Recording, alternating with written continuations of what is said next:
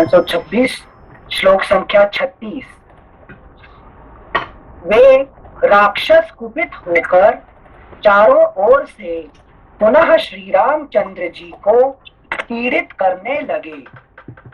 तब सब ओर से आए हुए राक्षसों से संपूर्ण दिशाओं और उपदिशाओं को घिरी हुई देख बाण वर्षा से आच्छादित हुए महाबली श्री राम ने भैरव नाद करके उन राक्षसों पर परम तेजस्वी गांधर्व नामक अस्त्र का प्रयोग किया। फिर तो उनके मंडलाकार धनुष से सहस्रों बाण छूटने लगे। उन बाणों से दसों दिशाएं पूर्णतः आच्छादित हो गईं। बाणों से पीड़ित राक्षस यह नहीं देख पाते थे कि श्री रामचंद्र जी कब भयंकर बाण हाथ में लेते हैं और कब उन उत्तम बाणों को छोड़ देते हैं। वे केवल उनको धनुष खींचते देखते थे। श्री रामचंद्र जी के बाण समुदाय रूपी अंधकार ने सूर्य सहित सारे आकाश मंडल को ढक दिया। उस समय श्री राम उन बाणों को लगातार छोड़ते हुए एक स्थान पर खड़े थे। एक ही समय बाणों द्वारा अत्यंत घायल हो एक साथ ही गिरते और गिरे हुए बहुसंख्यक राक्षसों की लाशों से वहां की भूमि पट गई। जहां जहां दृष्टि जाती थी वहीं वहीं वे हजारों राक्षस मरे गिरे छीण हुए कटे पिटे और विदीर्ण हुए दिखाई देते थे।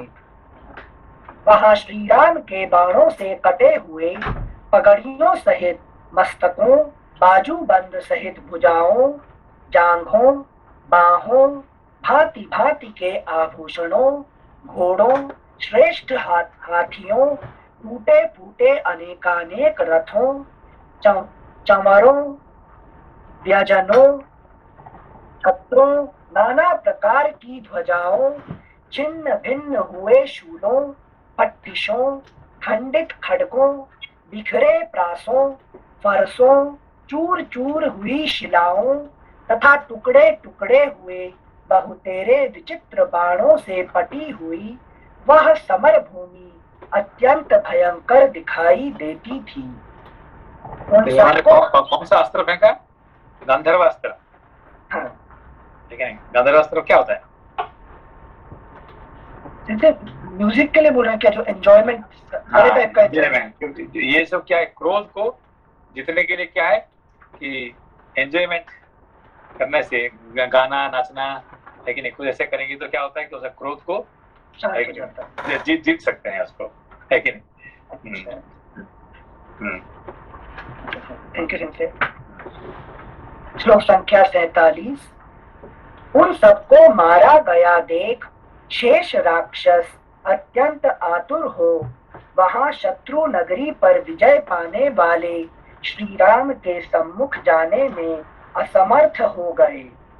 इस प्रकार श्री वाल्मीकि निर्मित आर्ष रामायण आदि काव्य के अरण्य कांड में 25वां सर्ग पूरा हुआ। सिंचे यहाँ युद्ध देखने खर और राम जी का ऋषि देवता गंधर्वगण सब लोग आए थे ना। तो सिंचे यहाँ पर अभी जैसे राम जी ने यूज किया गंधर्व अस्त्र, वो लोग तो कुछ स्पेशल चीज समझने आए थे ना। तो क्रोध पर विजय पाना गंधर्व के थ्रू अगर ऋषि लोग समझ गए तो वो कैसे यूज कर सकते हैं गंधर्व अस्त्र को? ऐसा देखिए, सबके पास ऐसा कुछ अस्त्र है जिसके यूज करके आपसे क्रोध को, लेकिन काम को, क्रोध को, लोभ को जीतने के लिए कुछ इस्तेमाल कर सकते हैं। ठीक है ना, वो समझना ही मेन बात होता है। ठीक है। प्रश्न पूछने का बैकग्राउंड था, जैसे विश्वामित्र जी के सामने मेनका आई है और वो तपस्या कर रहे हैं पूरी तरह, और उनको जब आभास होता है कि मेरा तो समय वेस्ट हो गया, इसने आके मेरे साथ ऐसा छल किया, तो क्रोध आ चुका है पूरी तरह। कितने समय व्यर्थ हुआ? कितना समय? 10 साल। 10 साल मतलब 10 साल व्यर्थ हो गया, ठीक है ना। तो ऐसे ही कुछ जिंदगी में आ जाता है कि जिसकी वजह से क्या होता है कि समय जो है वो नष्ट हो जाता है कि नहीं। ना कोई गंधर्व आ जाता है, ना कोई ये आ जाता है, ना कोई आके हमारी जिंदगी के समय को ऐसे ही खा जाता है, ठीक है। हमें पता नहीं चलता, लेकिन हमें तो लगता है कि नहीं, हम तो I am using my time, है कि नहीं। मनुष्य क्या समझता है कि आई एम यूजिंग प्रॉपरली, है कि नहीं। ऐसे करके वो बैठ जाते हैं, है कि नहीं। बाद में देखते हैं कि यार तो जिंदगी बीत गया इससे, है कि नहीं, मैं क्या किया, कुछ नहीं किया, है कि नहीं। मतलब गंधर्व, दैट वे, अप्सरा, नृत्य, ये सब चीज मेरे क्रोध पर भी विजय पा सकते हैं। हाँ, ठीक है। अगला अध्याय षड्विंशः सर्गः। षड्विंशः सर्गः। श्री राम के द्वारा दूषण सहित 14,000 राक्षसों का वध।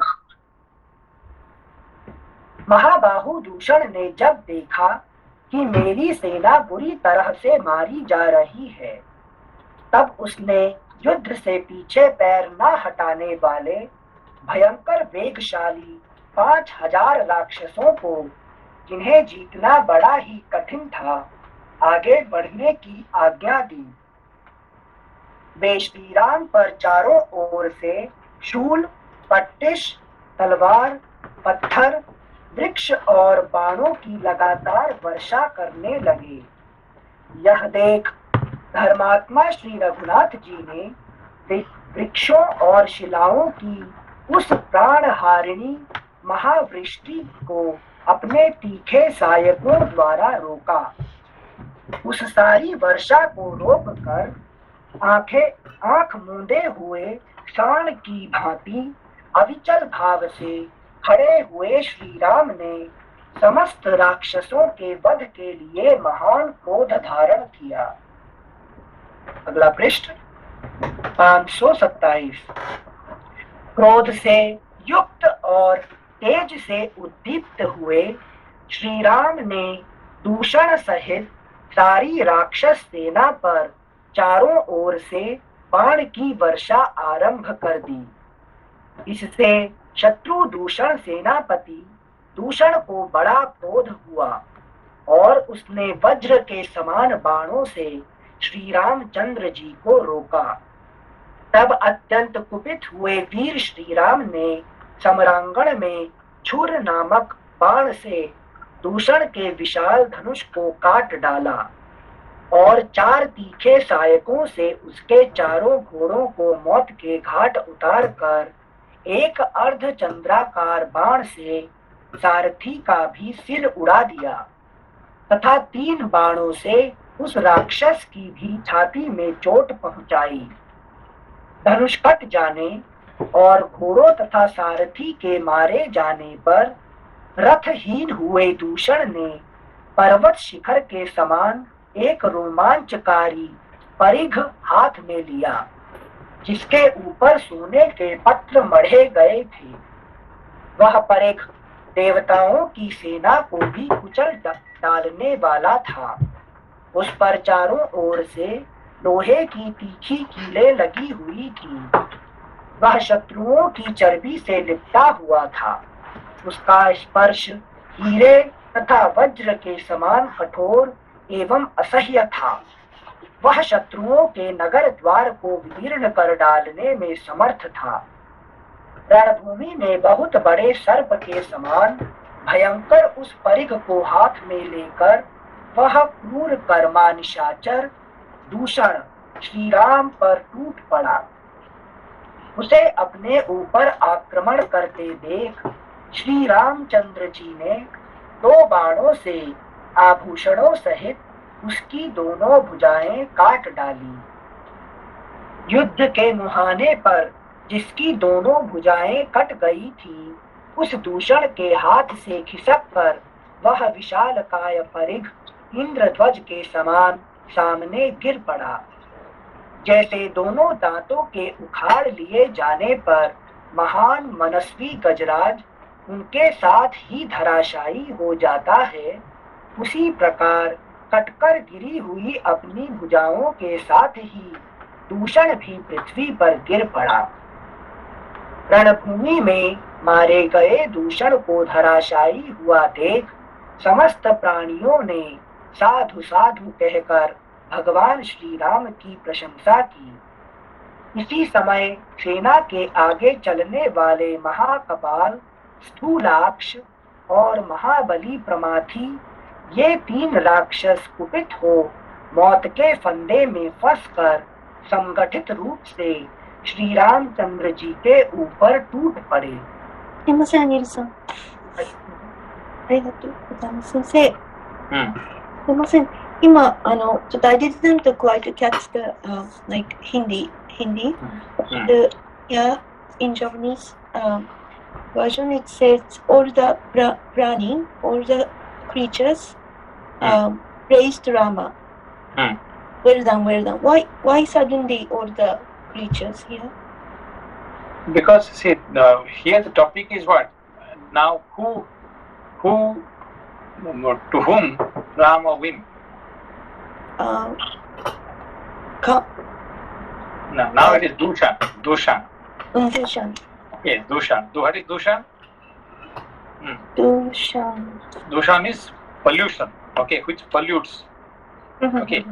So Khara Senapati. Senapati means it is the what do you call? Commander-in-Chief. Commander-in-Chief is Dushan. Okay. So that means what? Okay, when anger comes, what happens?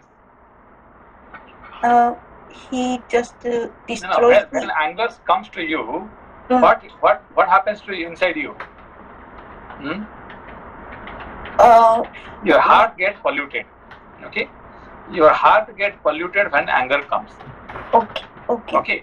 So nothing else. The heart can get polluted so soon except the anger.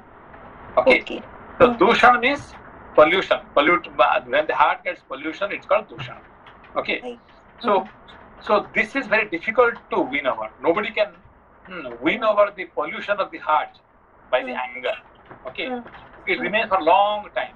Even for the rishis, even for the deities, it's difficult to get over the pollution of the pollution from the anger. Okay. But Rama could clean up. It can throw that pollution easily. That's why all this what you call prani, all these individual souls, they are very excited, very happy, and say, "Oh, very, very, very well done," because it's not possible for any ordinary living beings. Okay. Yeah. All the soul means all the surrounded, like people who are watching, particularly the rishis, maharshis, devatas, all those people who are watching this fight, because there are many souls who were watching the fight. Why they are watching the fight? Because they cannot do this one. Normally, when we see fight, when a small fight is going on, we don't see. Suppose you are going on the roadside, two small kids are fighting. So do you wait to see them? Okay. Two small boys, 3 years, 4 years child, they are fighting on the roadside. So do you wait to see? You don't see. But somebody is very powerful. Two sumo wrestlers are fighting on the roadside. Then what happens? You are going somewhere, stop here. Let's see. Okay. So here, when the rishis, maharshis, the gandharvas, everybody stopped, because fighting with khara is, and again fighting with dushana means pollution. It is very difficult. Okay. That's why they are saying very well done, very well done. That's okay. Thank you very much, Sensei. Okay. Thank you, Sensei. श्लोक संख्या 17। इसी समय सेना के आगे चलने वाले महाकपाल, स्थूलाक्ष और महाबली प्रमाथी, ये 3 राक्षस कुपित हो मौत के फंदे में फंसकर संगठित रूप से। अभी देखिए यहाँ पे कौन आगे? अभी कौन आगे? सेना के आगे चलने Mahakapal, Sthulaksha hello sensei, when you get angry, है कि नहीं, गुस्सा, हाँ, can you hear me, can you hear me? बीच में 5 सेकंड का Hello? थोड़ा नहीं सुन पाया। हाँ सेंसे, नाउ ओके। अच्छा अच्छा, एक बार महाकपाल फिर से बोलिए, एक बार महाकपाल वाला। हम गुस्से होते हैं, can you hear now? Yes sensei. हाँ, तो when we get no sense भी।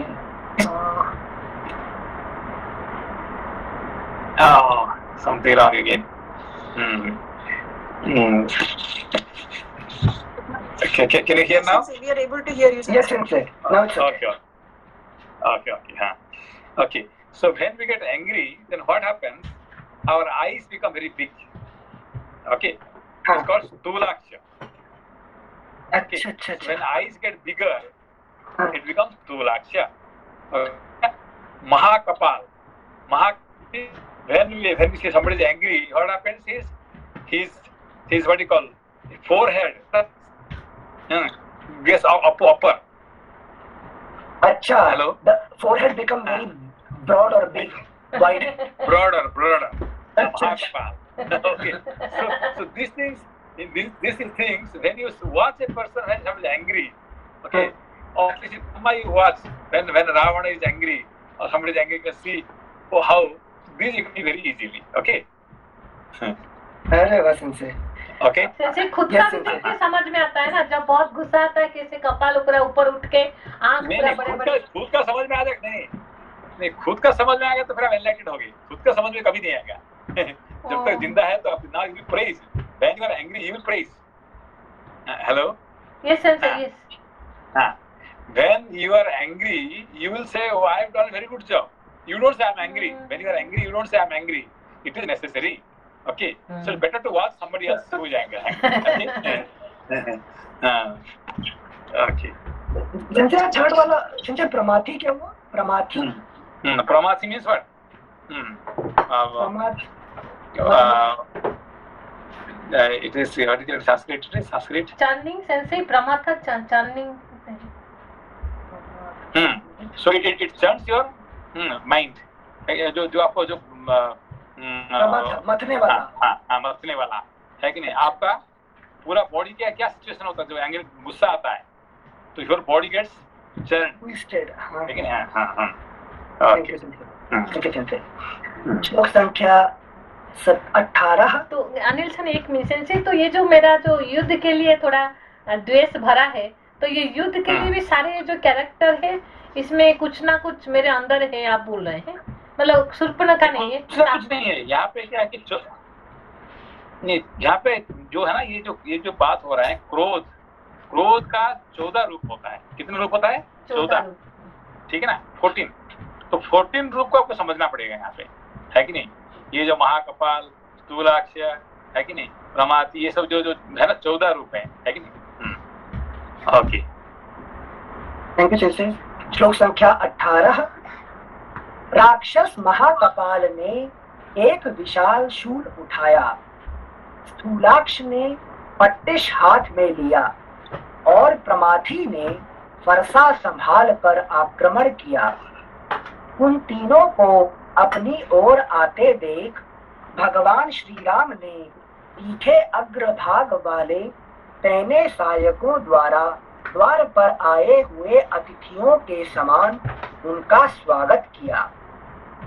श्री रघुनंदन ने महाकपाल का सिर एवं कपाल उड़ा दिया। कपाल को उड़ा दिया। अच्छा, कपाल को उड़ा दिया मतलब दैट थिंग्स समझ में आ गया। चाहिए ये कपाल उठ रहा है, उसका मतलब मेरा गुस्सा ये हो रहा है, उसको बंद कर दिया। हाँ, अच्छा। श्लोक संख्या 20। श्री रघुनंदन ने महाकपाल का सिर एवं कपाल उड़ा दिया। प्रमाथी को असंख्य बाण समूहों से मथ डाला। प्रमाथी को असंख्य बाण समूहों से मथ डाला और स्थूलाक्ष की स्थूल आंखों को सहायकों से भर दिया।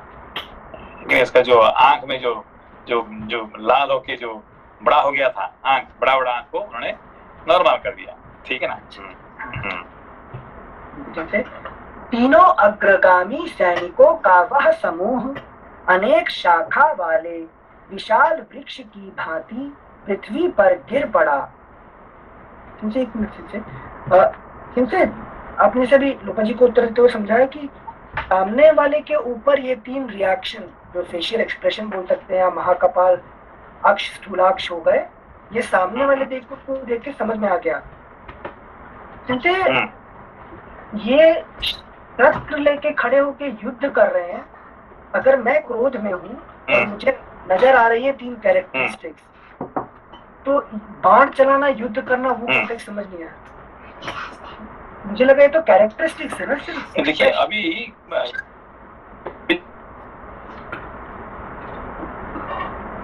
Yes I'm not able to hear him. Can Sensei, Manlan-san, can you hear him? No, Sensei, थोड़ा अभी ब्रेक हो रहा था Sensei। No okay, sorry. अच्छा, किससे लड़ रहे हैं? मुझे दूषण और उसके सेनापति आवाज आ रहे हैं? हाँ संजय आ रहे हैं। संजय दूषण से नहीं, देखिए अभी वो संजय शायद थोड़ा बीच बीच में कट हो रहा है अपना। अच्छा, तो कुछ प्रॉब्लम है तो अभी आवाज आ रहा है? दोबारा लगाता हूँ फिर। थैंक यू संजय, थोड़ा पढ़ते रहते हैं तब तक। श्लोक संख्या 16 से। अच्छा हाँ, अभी आवाज आ रहे हैं? हाँ संजय। अच्छा ठीक है, थोड़ी देर बाद मेरी हो जाएगी। ठीक है। अभी जो राम जी जो लड़ रहे हैं, किससे लड़ रहे हैं? संजय दूषण और उसकी सेना से। हाँ, तो ये कौन है? संजय सेनापति है, खर का, क्रोध का सेनापति।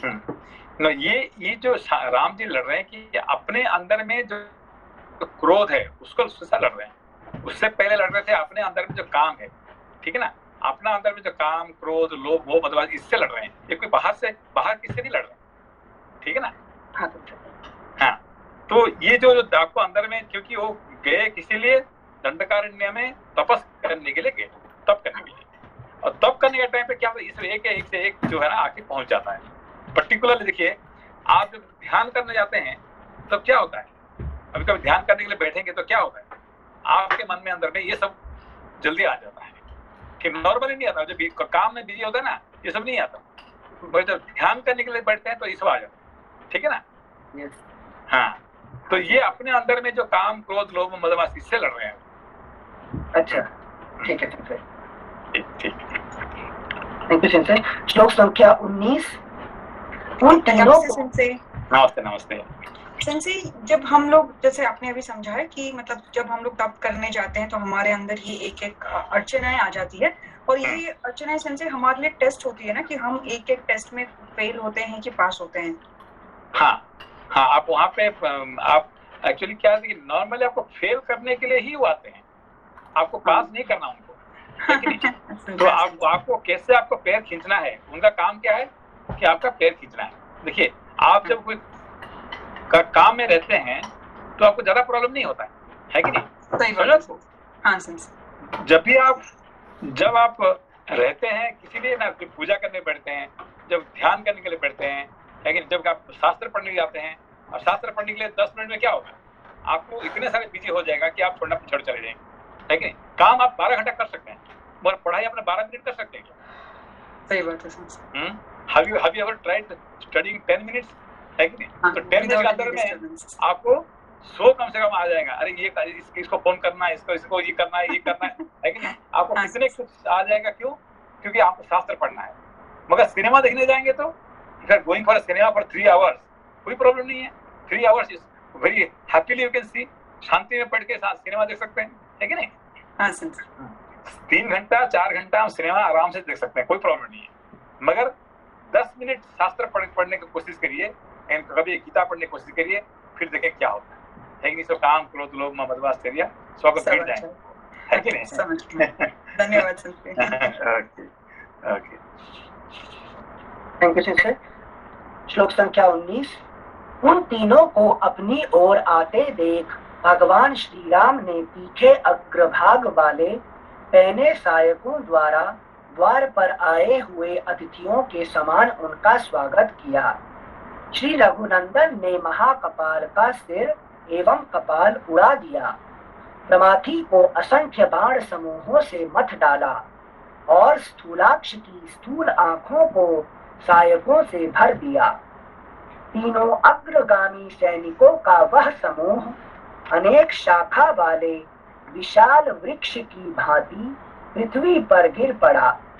तदनंतर श्री रामचंद्र जी ने कुपित हो दूषण के अनुयायी 5000, अगला पृष्ठ 528, 5000 राक्षसों को उतने ही बाणों का निशाना बनाकर क्षण भर में यमलोक पहुंचा दिया। दूषण और उसके अनुयायी मारे गए। दूषण और उसके अनुयायी मारे गए। यह सुनकर खर को बड़ा क्रोध हुआ। उसने अपने महाबली सेनापतियों को आज्ञा दी, वीरों, यह दूषण अपने सेवकों सहित युद्ध में मार डाला गया। अतः अब तुम सभी राक्षस बहुत बड़ी सेना के साथ धावा करके इस दुष्ट मनुष्य राम के साथ युद्ध करो और नाना प्रकार के शस्त्रों द्वारा इसका वध कर डालो। ऐसा कहकर कुपित हुए खर ने श्री राम पर ही धावा किया। साथ ही शेनगामी, पृथुग्रीव, यज्ञशत्रु, विहंगम, दुर्जय, करवीराक्ष, परुष, कालकारमुक, हेममाली, महामाली, सर्पास्त्य तथा रुधिराशन, ये 12 महापराक्रमी सेनापति भी उत्तम बाणों की वर्षा करते हुए अपने सैनिकों के साथ श्री राम पर ही टूट पड़े। इससे तो ये 12 हो गए। एक जो दूसरा मर गया और एक स्वयं खर, ये टोटल 14 हो गए ना, 14 सेनापति।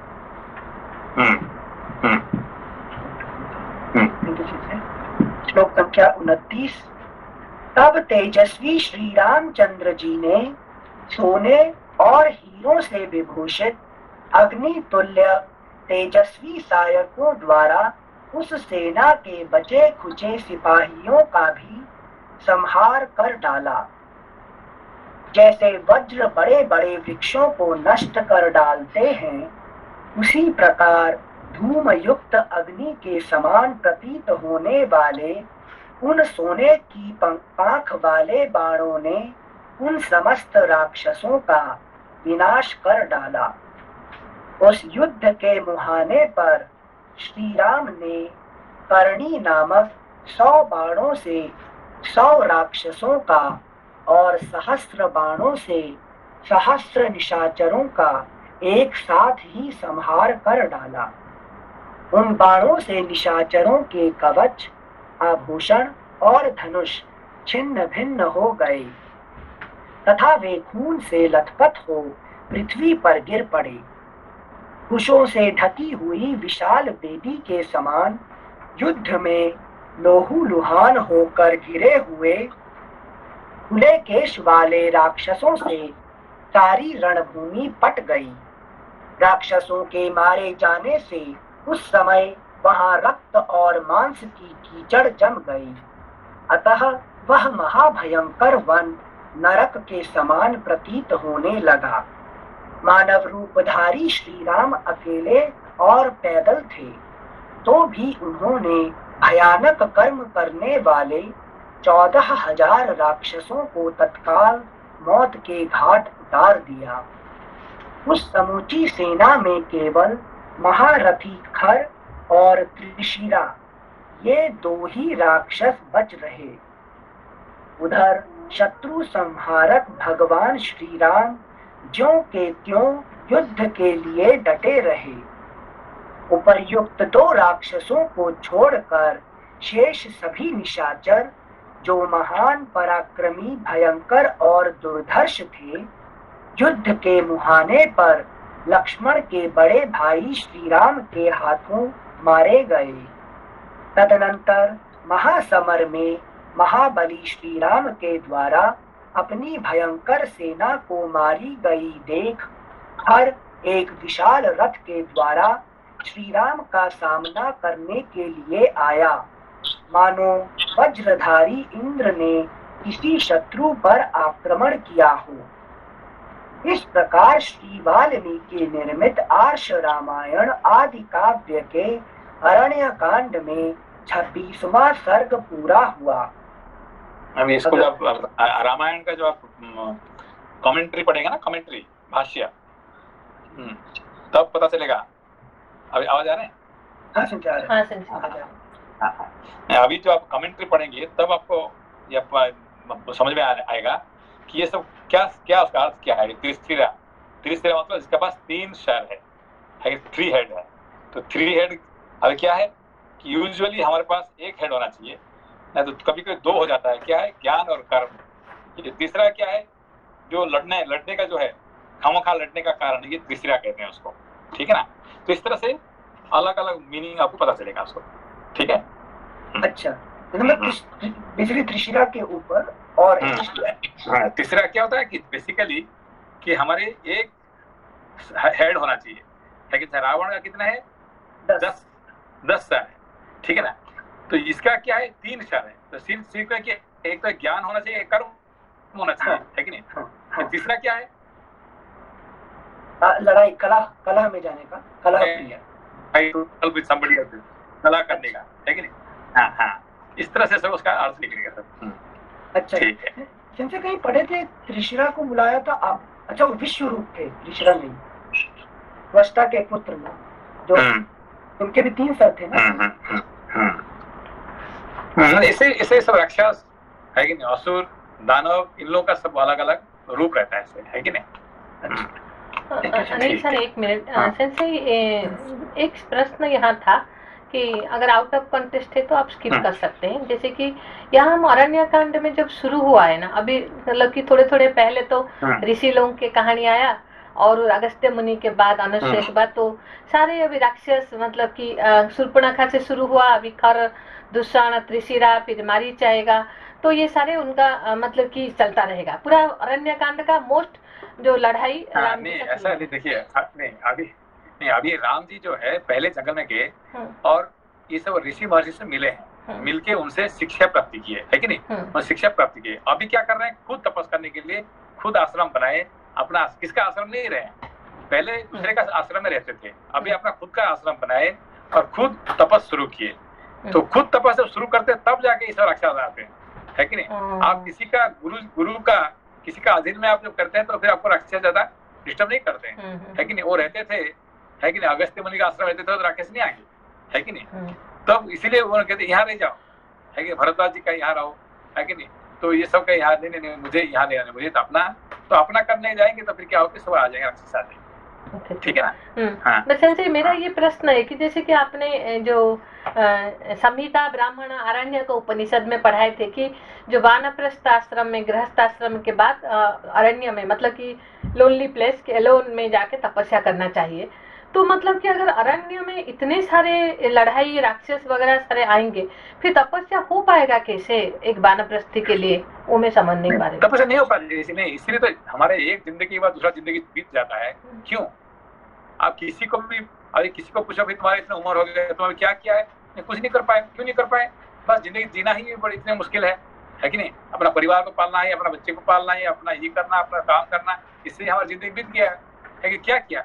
कुछ नहीं किया, बस ऐसे ही मतलब आया और खत्म हो चला गया, फिर अगला नेक्स्ट लाइफ। तो एक लाइफ के बाद दूसरा लाइफ हमारा बीत जा रहे हैं। क्यों? क्योंकि हमको है कि अपना रास्ता में, लेकिन आपने जिस काम के लिए हम इस संसार में मनुष्य जन्म प्राप्त किए हैं उसको हम पूरा नहीं कर पाते। ठीक है ना?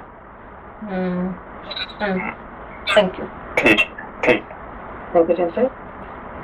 अगला अध्याय प्रश्न संख्या 529, 27वां सर्गः। त्रिशिरा का वध। खर को भगवान श्री राम के सम्मुख जाते देख सेनापति राक्षस त्रिशिरा तुरंत उसके पास आ पहुंचा और इस प्रकार बोला, राक्षस राज, मुझ पराक्रमी वीर को इस युद्ध में लगाइए और स्वयं इस साहसपूर्ण कार्य से अलग रहिए। देखिए, मैं अभी महाबाहु राम को युद्ध में मार गिराता हूँ। आपके सामने मैं सच्ची प्रतिज्ञा करता हूँ और अपने हथियार छूकर शपथ खाता हूँ कि जो समस्त राक्षसों के लिए वध के योग्य हैं, उन राम का मैं अवश्य वध करूंगा। इस युद्ध में या तो मैं इनकी मृत्यु बनूंगा या ये ही समरांगण में मेरी मृत्यु का कारण होंगे। यही हमारा नॉर्मल हमारा यही होता है कि नहीं? मैं उसको मार दूंगा कि उसने मुझे मार देगा, बस यही मेरा हमारा लड़ाई का ये रहेगा, है कि नहीं? हम जो लड़ने जाते हैं क्या कहते हैं कि आई विल किल हिम और ही विल किल मी, बस कोई तो कोई मरेगा, है कि नहीं? तो कोई मरेगा, जब तक नहीं मरेगा तो ये युद्ध बंद नहीं होने वाला है। बस ये इसको कहते हैं तीसरा हेड शुरू हो गया, है कि नहीं? ना ज्ञान है ना कर्म है, आप उसे लड़के दिखा देंगे कोई तो एक मरेगा, उसमें से मरने से युद्ध खत्म होगा, है कि नहीं? इसको तीसरा कहते हैं। Thank you, Sensei. तीसरा philosophy. Thank you, Sensei. This is very practical. श्लोक संख्या 4। इस युद्ध में या तो मैं इनकी मृत्यु बनूंगा या ये ही समरांगण में मेरी मृत्यु का कारण होंगे। आप इस समय अपने युद्ध विषयक उत्साह को रोककर एक मुहूर्त के लिए जय पराजय का निर्णय करने वाले साक्षी बन जाइए। यदि मेरे द्वारा राम मारे गए तो आप प्रसन्नता पूर्वक जन स्थान को लौट जाइए, अथवा यदि राम ने ही मुझे मार दिया तो आप युद्ध के लिए इन पर धावा बोल दीजिएगा। भगवान के हाथ से मृत्यु का लोभ होने के कारण जब त्रिशिरा ने इस प्रकार खर को राजी किया, तब उसने आज्ञा दे दी, अच्छा जाओ युद्ध करो। आज्ञा पाकर argument stopping. So he says now, if Ramji dies, and then we are happily go to the next journey. Mean like if Ramj dies, well, it never happens here, but if Ramj dies, and then we are going for next life. Janasthan, Janasthan. Janasthan means where the human beings live. Okay, so these Rakshasas, they are not attacking to animals. They are not attacking to the deities. They are attacking only to the human beings. Okay, human beings who are going towards the enlightenment. Okay, those who go for the enlightenment, to them they attack. So that's why they remain in the Janasthan. Janasthan means where people live. Okay, so where people live is what? Those people who live for the enlightenment. So they will come and disturb them all. Okay, and this Trisira means what? He has one extra head. Okay, so usually one head is there, or maximum two heads we can have. One is one for the Gyan, other one for the Karma. Okay, but this fellow is what? He has got a third head. What? I am going to fight and I will cut my head. I am ready to cut my head. Either I will cut his head or I will cut my head in the fight. But the fight will continue. Fight will not stop. But whose head is going to cut off? That we will see. Okay, I am ready to cut my head, or let Ram cut my head, or I will cut Ram's head. Okay, fight will continue. So this is called Sira, the third-headed person. Okay, so basically it is easy to cut Ram's head, because usually what happens when we go for the Jnana knowledge, what happens? Always our head is cut off by the Trisira. Okay. Okay. श्लोक संख्या 6। भगवान के हाथ से मृत्यु का लोभ होने के कारण जब त्रिशिरा ने इस प्रकार खर को राजी किया, तब उसने आज्ञा दे दी, अच्छा जाओ युद्ध करो। आज्ञा पाकर वह श्री रामचंद्र जी की ओर चला। घोड़े जुते हुए एक तेजस्वी रथ के द्वारा त्रिशिरा ने रणभूमि में श्री राम पर आक्रमण किया। उस समय वह 3 शिखरों वाले पर्वत के समान जान पड़ता था। उसने आते ही बड़े भारी मेघ की भांति बाण रूपी धाराओं की वर्षा प्रारंभ कर दी और वह जल से भीगे हुए नगाड़े की तरह विकट गर्जना करने लगा। त्रिशिरा नामक राक्षस को आते देख श्री रघुनाथ जी ने धनुष के द्वारा पैने बाण छोड़ते हुए उसे अपने प्रतिद्वंद्वी के रूप में ग्रहण किया अथवा उसे आगे बढ़ने से रोक दिया। अत्यंत बलशाली श्री राम और त्रिशिरा का वह संग्राम महाबली सिंह और गजराज के युद्ध की भांति बड़ा भयंकर प्रतीत होता था। उस समय त्रिशिरा ने 3 बाणों से श्री रामचंद्र जी के ललाट को बींध डाला। श्री राम उसकी यह उद्दंडता सहन न कर सके। उस समय त्रिशिरा ने 3 बाणों से श्री रामचंद्र जी के ललाट को बींध डाला। श्री राम उसकी यह उद्दंडता सहन न कर सके। वे कुपित हो रोषावेश में भरकर इस प्रकार बोले, अहो, पराक्रम प्रकट करने में शूरवीर राक्षस का ऐसा ही बल है जो तुमने फूलों जैसे बाणों द्वारा मेरे ललाट पर प्रहार किया है। अच्छा, अब धनुष की डोरी से छूटे हुए मेरे बाणों को भी ग्रहण करो। ऐसा कहकर रोष में भरे हुए श्री राम ने त्रिशिरा की छाती में क्रोध पूर्वक 14 बाण मारे, जो विषधर सर्पों के समान भयंकर थे। तदनंतर तेजस्वी रघुनाथ जी ने झुकी गांठ वाले 4 बाणों से उसके चारों घोड़ों को मार गिराया। फिर 8 सहायकों द्वारा उसके सारथी को भी रथ की बैठक में ही सुला दिया। इसके बाद श्री राम ने 1 बाण से उसकी ध्वजा भी काट डाली। तदनंतर जब वह उस नष्ट हुए रथ से कूदने लगा, उसी समय श्री राघवेंद्र ने अनेक बाणों द्वारा उस निशाचर की छाती छेद डाली। फिर तो वह जड़वत हो गया। अगला पृष्ठ 530। इसके बाद अप्रमेय स्वरूप श्री राम ने अमर्ष में भरकर 3 वेगशाली एवं विनाशकारी बाणों द्वारा उस राक्षस के तीनों मस्तक काट गिराए। समरांगण में खड़ा हुआ वह निशाचर श्री रामचंद्र जी के बाणों से पीड़ित हो अपने धड़ से भाप सहित रुधिर उगलता हुआ पहले गिरे हुए मस्तकों के साथ ही धराशायी हो गया। तत्पश्चात खर की सेवा में रहने वाले राक्षस जो मरने से बचे हुए थे भाग खड़े हुए।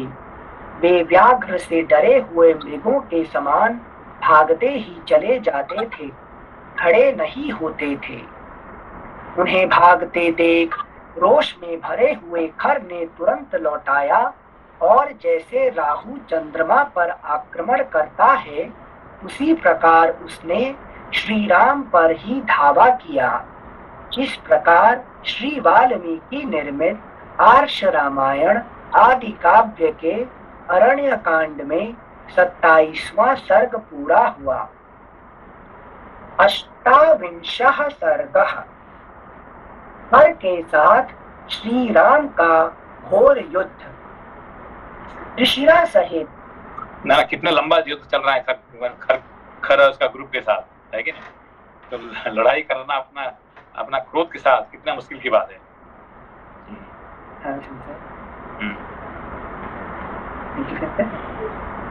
क्रोध के, अच्छा, ये क्रोध से राम जी लड़ रहे हैं स्वयं ही।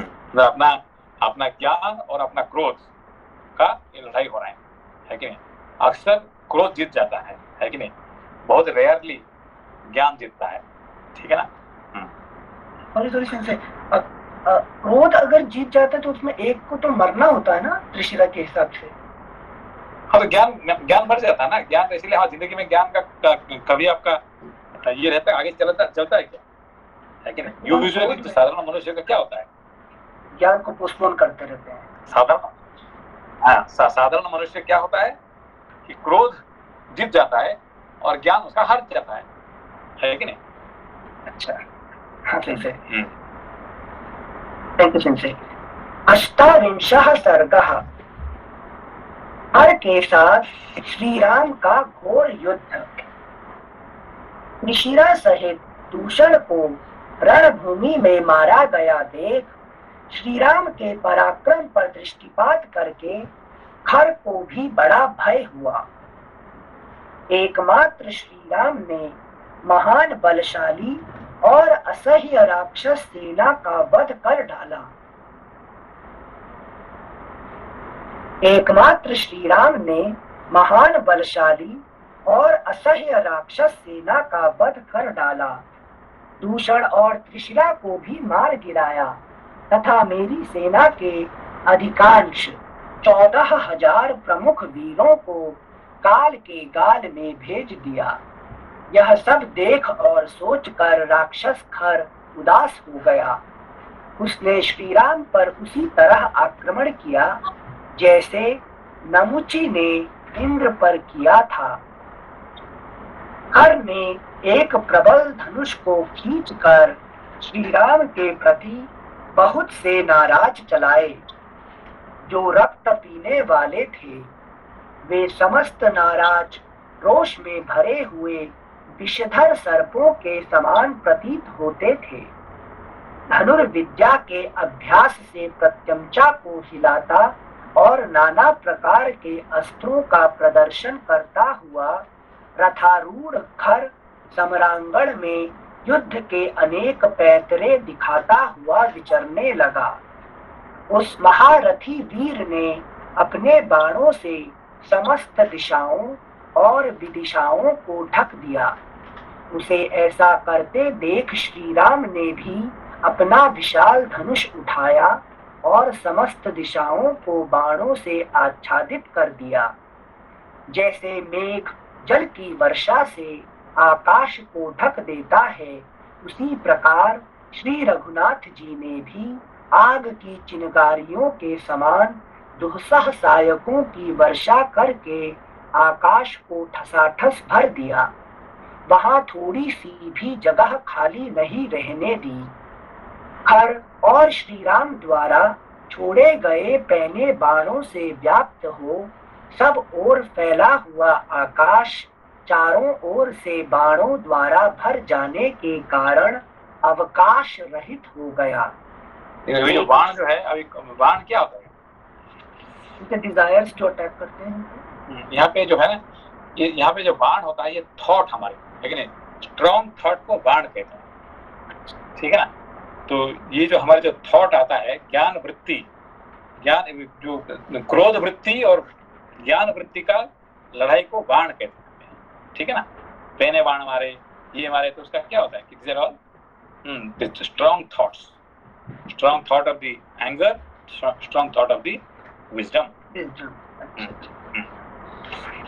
Okay sensei, thank you sensei. श्लोक संख्या 8।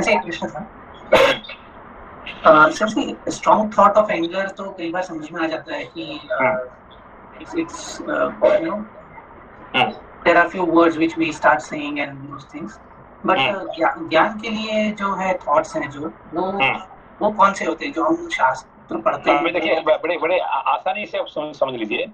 आप जो सिनेमा देखते हैं, सिनेमा में क्या होता है कि हीरो आवाज आ रहा है मेरा? हाँ, ये जो हीरो और विलेन का अंदर में जो वाक्य बाण का होता है, हीरो और विलेन का अंदर में क्या होता है लड़ाई में? डायलॉग। हाँ, ये जो डायलॉग से जितना हारना क्या होता है, डायलॉग से ही 90% हो जाता है कि नहीं? जो हाथ से मारामारी, अस्त्र से मारामारी तो कम होता है, ज्यादा मारामारी सिनेमा में क्या होता है? डायलॉग से, है कि नहीं? डायलॉग से है कि उसने ऐसा डायलॉग मारा, उसने ऐसा डायलॉग मारा, ऐसे मुझे उसने ऐसा बोला, मैंने उसको ऐसा ही बोल दिया, ठीक है ना? तो what you are proud of, कि मैंने उसको डायलॉग ऐसे मारा, ठीक है ना। तो ऐसे ज्ञान और क्रोध का ये डायलॉग होता है ऐसे, ठीक है ना। जी सेंसे। हाँ जी, तो सेंसे ये जो ज्ञान वाला डायलॉग है, ये शास्त्र कहते हैं क्या, अगर हम इसको सही मायने में समझे तो? हाँ, यूजुअली क्या होता है कि ज्ञान का जो डायलॉग होता है बेसिकली हम कहाँ से लेते हैं, इस शास्त्र से लेते हैं, है कि नहीं। इस शास्त्र पढ़ने से आपको वो जो बाण आपको मिल जाता है, आपको शास्त्र से बाण मिल जाता है, ठीक है ना। कि ऐसे ही राम जी ने ऐसे किए थे, कृष्ण ने ऐसे किए थे, परशुराम जी ऐसे किए थे, शिव जी ऐसे किए थे। इसको क्या करते हैं, हम उसको बाण जैसे इस्तेमाल करते हैं, लड़ाई करते हैं, जब हम राक्षस से लड़ाई करते हैं, ठीक है ना। जी सर। प्रधान जी, एक और डाउट था कि जो ये ज्ञान के थॉट होते हैं, ये बहुत सॉफ्ट होते हैं। आई मीन नहीं, सॉफ्ट बाण ही नहीं, सॉफ्ट बाण ही है कि नहीं, हार्ड बाण को काट सकता है कि नहीं, सॉफ्ट बाण ही है कि नहीं। समझ रहे हो? नहीं समझे। देखिए कि ये अभी जो प्रेसिडेंट बुश था ना, प्रेसिडेंट बुश है कि नहीं, जी सीनियर था, जूनियर नहीं, सीनियर बुश था, ठीक है ना। तो वो सीनियर बुश का एक पोती था, ठीक है ना। तो आवाज आ रहा है मेरा? जी सेंसे बोलिए। हाँ, अच्छा, उसका जो एक ग्रैंड डॉटर थी, तो एक दिन सीनियर बुश जो है ना, वो टट्टी करने के बाद, टॉयलेट में जाने के बाद वापस आए, और क्या होता है कि कुछ फोन आ गया, उसने वो बिना फ्लश करके वो बाहर निकल गई, ठीक है ना। वो छोटी सी बच्ची आई, बोले ग्रैंडपा आपने फ्लश नहीं किया, जाके फ्लश करके आओ। तो वो जाके फ्लश करके आते हैं, बोलते हैं कि president of India, president of America को, वर्ल्ड का मोस्ट पावरफुल पर्सन को कौन ऑर्डर दे सकता है कि नहीं। ऑर्डर देने वाला कौन है? एक छोटा बच्ची ही ये काम कर सकती है कि नहीं। तो नहीं तो मैं और कोई कहता तो क्या होता, वो महाभारत तो युद्ध हो जाता था, है कि नहीं। समझा आपको? तो चुपचाप गए और वहां फ्लश करके आ गए। तो वहां लिखते हैं, आपका जिंदगी कहानी में लिखते हैं कि मुझे एक अमेरिका के प्रेसिडेंट को ऑर्डर देने वाला कौन है, कौन हो सकता है। ये सॉफ्ट बाण होता है, समझ आपको ये बात को? अच्छा। उसमें मतलब सही बात छिपी थी, इस वजह से। हाँ है कि नहीं। हाँ, उसको लगा कि मुझे ये करना चाहिए, है कि नहीं। Thank you Sanjay. श्लोक संख्या 9। एक दूसरे के वध के लिए रोष पूर्वक जूझते हुए उन दोनों वीरों के बाण जाल से आच्छादित होकर सूर्य देव प्रकाशित नहीं होते थे। तदनंतर खर ने रणभूमि में श्री राम पर नालीक, नाराज और तीखे अग्रभाग वाले विकर्णी नामक बाणों द्वारा प्रहार किया, मानो किसी महान गजराज को अंकुशों द्वारा मारा गया हो। उस समय हाथ में धनुष लेकर रथ में स्थिरता पूर्वक बैठे हुए, अगला पृष्ठ 531, बैठे हुए राक्षस खर को समस्त प्राणियों ने पाशधारी यमराज के समान देखा। उस बेला में समस्त सेनाओं का वध करने वाले तथा पुरुषार्थ पर डटे हुए महान बलशाली श्री राम को खर ने थका हुआ समझा। यद्यपि वह सिंह के समान चलता और सिंह के ही तुल्य पराक्रम प्रकट करता था, तो भी उस खर को देखकर श्री राम उसी तरह उद्विग्न नहीं होते थे जैसे छोटे से मृग को देखकर सिंह भयभीत नहीं होता है। तत्पश्चात जैसे पतिंगा आग के पास जाता है, उसी प्रकार खर अपने सूर्य तुल्य तेजस्वी विशाल रथ के द्वारा श्री रामचंद्र जी के पास गया। अभी अच्छा, एक प्रश्न था। नॉर्मली क्रोध में कहा जाता है कि मनुष्य को जनरली ज्यादा क्रोध आता है जब उसको भूख लगी होती है। अगर तेज भूख लगी है उस समय और तेज क्रोध आता है किसी चीज को लेकर। तो बॉडी का फुलफिलमेंट या बॉडी का स्वस्थ होना, प्रसन्न होना, is it very important to overcome the krodh? क्रोध आता है जब काम का पूरा नहीं होता है, जब काम का पूरा नहीं होता तब क्रोध आता है। और जब भूख लगी हुई है तो ऑलरेडी तो ये तो एक काम एक बचा हुआ है कि मुझे खाना खाना है कि नहीं। आप खाना खाने के लिए जा रहे हैं और कोई आपसे कुछ बोला तो जाओ एक काम करके आओ फिर खाना खाने जाना है कि नहीं। आपको बड़ी भूख लग रहे हैं, आप खाना खाने जा रहे हैं और आपका बॉस बोला कि तुम क्या कहाँ जा रहे हैं, मैं खाना खाने। अभी क्या खाना खाने जाओ ये काम पूरा करके जाके खाना खाओ है कि नहीं, 2 घंटे का काम कर दो फिर जाके खाना खा जाओ।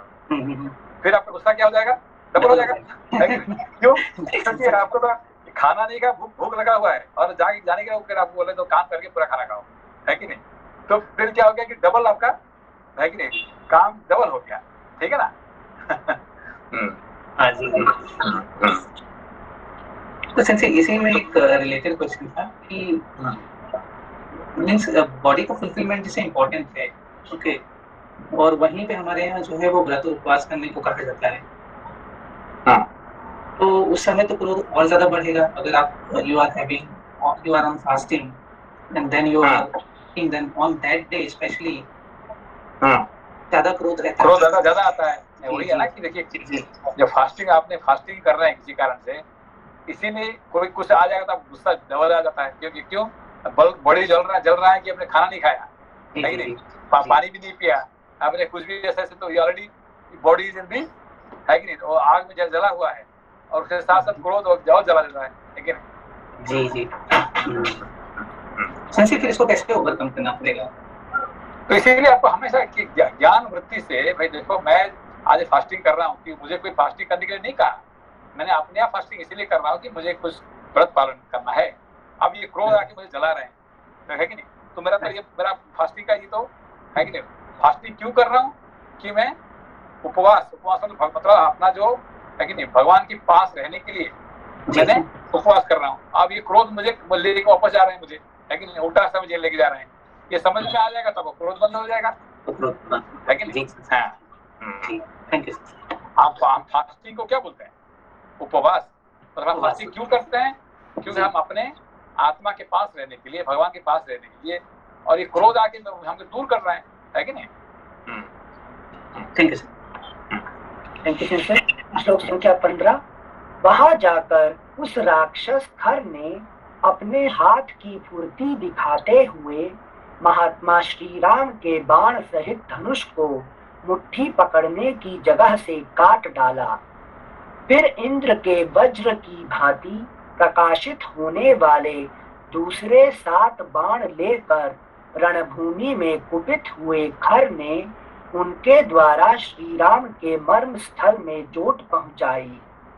तदनंतर अप्रतिम बलशाली श्री राम को सहस्रों बाणों से पीड़ित करके निशाचर खर समर भूमि में जोर जोर से गर्जना करने लगा। खर के छोड़े हुए उत्तम गांठ वाले बाणों द्वारा कटकर श्री राम का सूर्य तुल्य तेजस्वी कवच पृथ्वी पर गिर पड़ा। उनके सभी अंगों में खर के बाण धंस गए थे। उस समय कुपित हो समर भूमि में खड़े हुए श्री रघुनाथ जी धूम रहित प्रज्वलित अग्नि की भांति शोभा पा रहे थे। तब शत्रुओं का नाश करने वाले भगवान श्री राम ने अपने विपक्षी का विनाश करने के लिए एक दूसरे विशाल धनुष पर, जिसकी ध्वनि बहुत ही गंभीर थी, प्रत्यंचा चढ़ाई। महर्षि अगस्त्य ने जो महान और उत्तम वैष्णव धनुष प्रदान किया था, उसी को लेकर उन्होंने खर पर धावा किया। उस समय अत्यंत क्रोध में भरकर श्री राम ने सोने की पाख और झुकी हुई गांठ वाले बाणों द्वारा समरांगण में खर की ध्वजा काट डाली। वह दर्शनीय सुवर्णमय ध्वज अनेक टुकड़ों में कटकर धरती पर गिर पड़ा, मानो देवताओं की आज्ञा से सूर्य देव भूमि पर उतर आए हों। क्रोध में भरे हुए खर को मर्म स्थानों का ज्ञान था। उसने श्री राम के अंगों में, विशेषतः उनकी छाती में 4 बाण मारे, मानो किसी महावत ने गजराज पर तोमरों से प्रहार किया हो। खर के धनुष से छूटे हुए बहुसंख्यक बाणों से घायल होकर श्री राम का सारा शरीर लहूलुहान हो गया। इससे उनको बड़ा रोष हुआ। धनुर्धरों में श्रेष्ठ महाधनुर्धर श्री राम ने युद्ध स्थल में पूर्वोक्त श्रेष्ठ धनुष को हाथ में लेकर लक्ष्य निश्चित करके खर को 6 बाण मारे। उन्होंने एक बाण उसके मस्तक में, 2 से उसकी भुजाओं में और 3 अर्धचंद्राकार बाणों से उसकी छाती में गहरी चोट पहुंचाई। तत्पश्चात महातेजस्वी श्री रामचंद्र जी ने कुपित होकर उस राक्षस को शान पर तेज किए हुए और सूर्य के समान चमकने वाले 13 बाण मारे। अगला पृष्ठ 532। एक बाण से तो उसके रथ का जुआ कट गया, जुआ काट दिया। 4 बाणों से चारों चितकबरे घोड़े मार डाले और छठे बाण से युद्ध स्थल में खर के सारथी का मस्तक काट गिराया। तत्पश्चात 3 बाणों से त्रिवेणु, जुए के आधार दंड और 2 से रथ के धुरे को खंडित करके महान शक्तिशाली और बलवान श्री राम ने 12वें बाण से खर के बाण सहित धनुष के 2 टुकड़े कर दिए। इसके बाद इंद्र के समान तेजस्वी राघवेंद्र ने हंसते हंसते वज्र तुल्य 13वें बाण के द्वारा सम्रांगण में खर को घायल कर दिया।